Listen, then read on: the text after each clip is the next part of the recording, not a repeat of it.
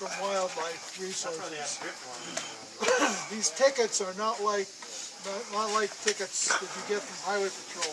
These are $250 to $350 fines for lighting a fire where you're not supposed to light a fire. Now the way you light a fire on the ground is to have a barrier between you and the ground. The reason you have a barrier is because the first 6 to 8 inches of soil contains nitrogen-fixing bacteria.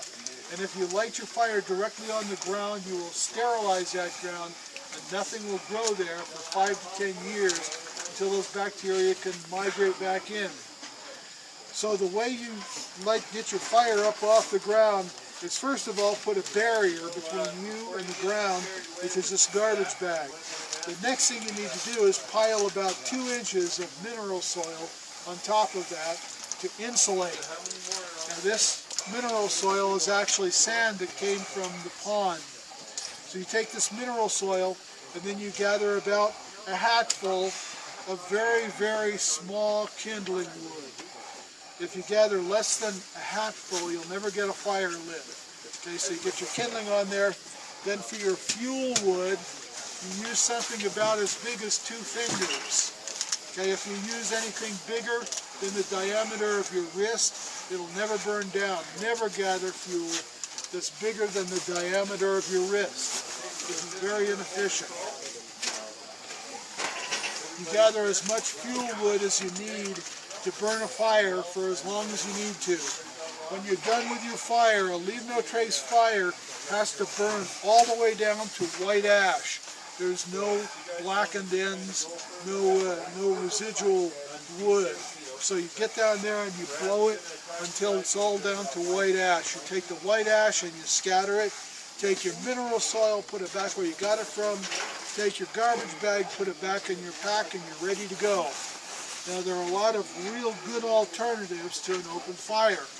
And this is number 1. This is a lightweight 2-burner stove.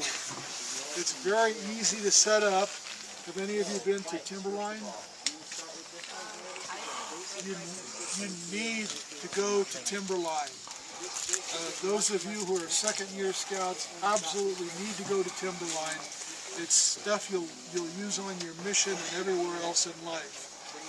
You'll learn their method, which you now have to learn for second class and first class scout, called the EDGE method.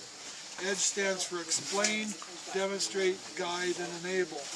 And if you're using the EDGE method to teach something, this lightweight stove is the perfect thing to use. Okay, come on over here, I'll show you a couple more alternatives. This is called an Esbit stove. You can buy these. You can buy Esbit stoves in surplus stores. They put out a lot of heat. They use these trioxane pellets, which you buy at the same surplus store. And these trioxane pellets burn for about 45 minutes. They put out, like I said, a lot of heat.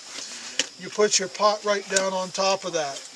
Now you've got a problem here where the wind can blow through, so you just turn it around so it blocks the wind. Okay?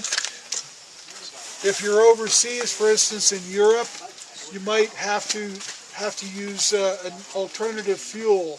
The country where you are might require a specific fuel such as kerosene, diesel, or alcohol. This is an alcohol stove called a Svea. And you have to use an alcohol-approved container. The problem with the alcohol is it's nowhere near as effective or efficient as these fuel containers. But these may be illegal in the country where you go. This is a blast match. It has in it a ferrocerium rod.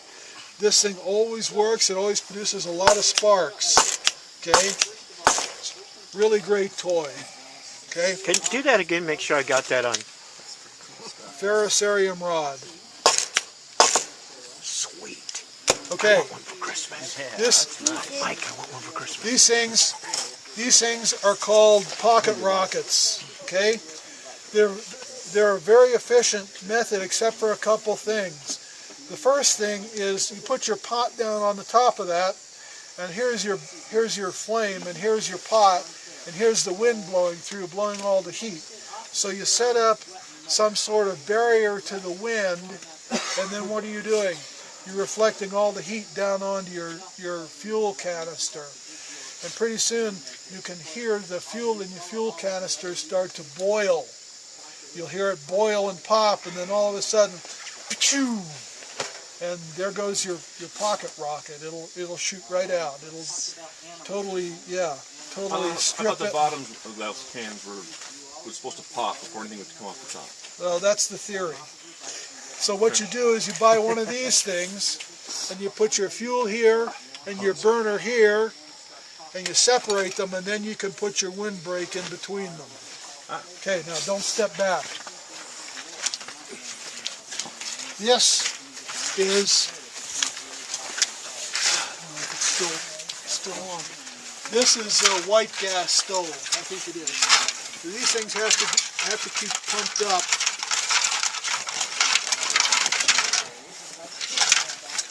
I think he's still on.